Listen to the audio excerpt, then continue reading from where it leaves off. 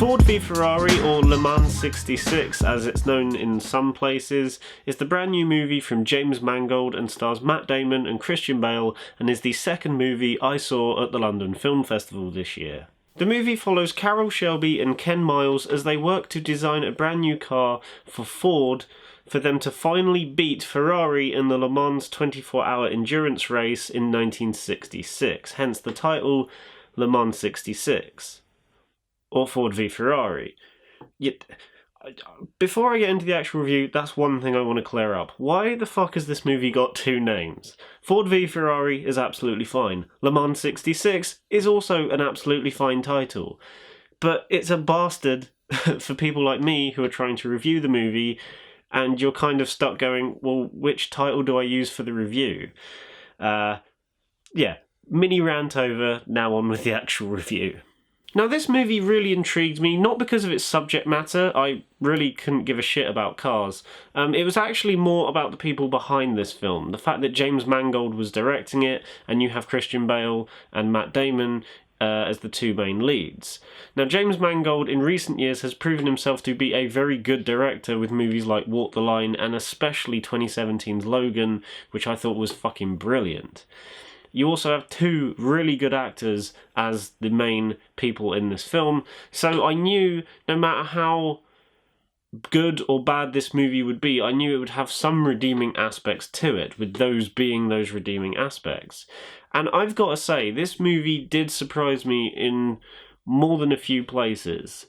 The main place being that it actually made me give a shit about cars. I don't not like cars, but like films and documentaries about that subject can be a bit tedious if not handled well. This movie is handled very well in almost every aspect, and the best aspect for me was definitely James Mangold's direction. Even when the movie slumps or hits a slow moment, he still knows how to keep you engaged throughout the entire runtime. I never felt bored during Ford v Ferrari, and that's probably the biggest praise I can give it. Considering it's like 2.5 hours long, I never felt bored a single moment in this movie. And one thing that surprised me a lot about this movie is that I thought it would be, a few montages of them building cars and then them actually getting to races and stuff.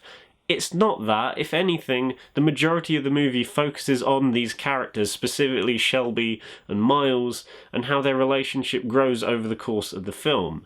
That is the majority of the movie, and I was absolutely fine with that. The fact that there's only a little bit of racing in the actual movie, I didn't mind, because the friendship and the relationship that builds throughout this movie is definitely what drives the movie forward, and is one of the best aspects of the movie because it feels very genuine and very real.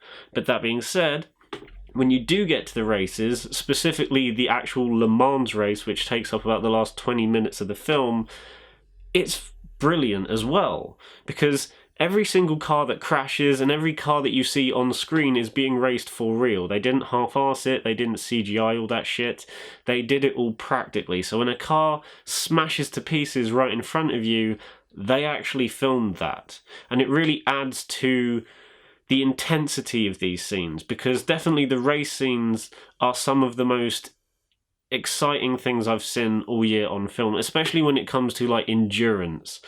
And intensity, because not just the actual imagery on show, but like the sound design as well was fucking brilliant. Because at the London Film Festival, I saw this movie at the Odeon in Leicester Square, and my god, this sounds brilliant coming through that sound system. Like every time a car smashes into another one, you fucking feel it, and it is mainly due to the sound design on that department. Also, this movie is beautifully well shot. You can tell it's set in the 60s. They get every single aspect of that right. But also, there's a slickness, but also a grittiness to how the shots look in this movie. Like, there'll be some shots that just look really slick and stylish, but then there'll be other shots that just look downright gritty and horrible, but like in a really detailed way. And I just really loved the way this movie was shot. The cinematography is really nice to look at in this film.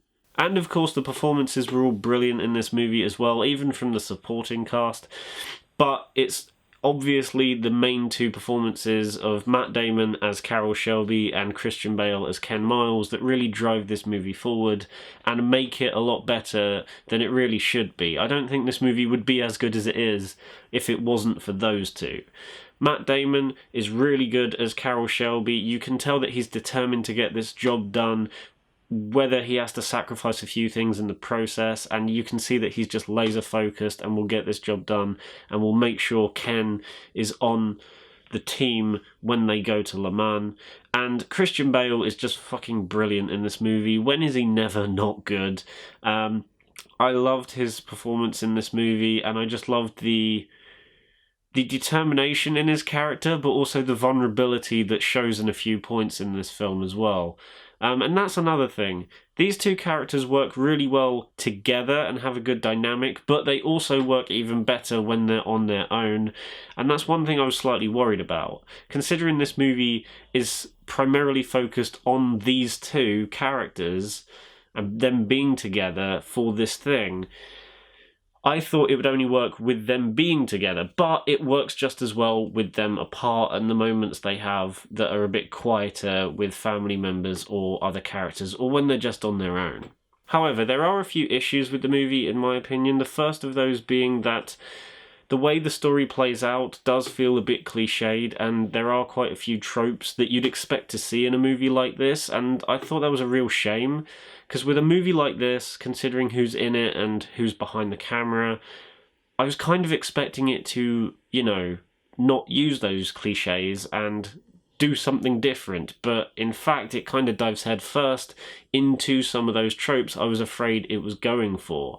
For example, one that keeps cropping up throughout the film is the stereotypical trope of, important people in suits trying to get these people to do the opposite of what they're trying to do and are therefore kind of screwing their plan in the process.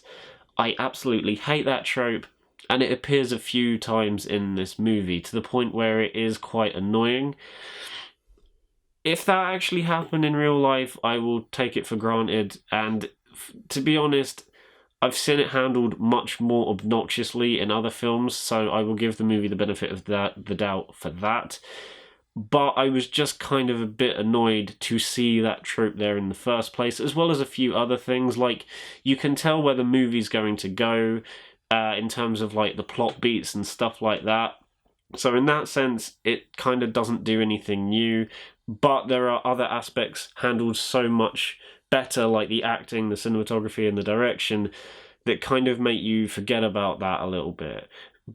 But they are still noticeable in the long run once the film's finished. The other issue I have is that despite being engaged throughout the entire runtime, there are a couple of moments that do drag a little, and it's nothing really drastic, like the movie doesn't completely grind to a halt or anything.